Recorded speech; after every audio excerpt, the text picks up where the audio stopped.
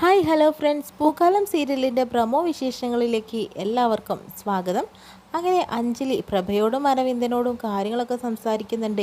നിങ്ങളുടെ നാടകം ഇന്നത്തോടുകൂടി അവസാനിപ്പിച്ചോ, അല്ലെങ്കിൽ നിങ്ങൾ വിചാരിക്കുന്നത് പോലെ ഒന്നാവില്ല അഞ്ജലിയുടെ സ്വഭാവം എന്നൊക്കെ പറയുന്നുണ്ട്.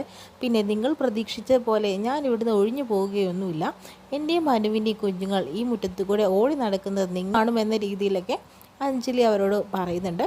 അതുകൂടെ തന്നെ പിന്നീട് കാണിക്കുന്നത് അഞ്ജലിയും അതുപോലെ തന്നെ മനുവും വണ്ടിയിൽ പോണ സമയത്ത് തന്നെ പെട്ടെന്ന് ഒരു ലോറി ഇടിക്കാനായിട്ട് വരുന്നു. അങ്ങനെ അഞ്ജലിയും മനുവും അങ്ങോട്ട് മാറി വീഴുകട്ടോ ചെയ്യുന്നത്.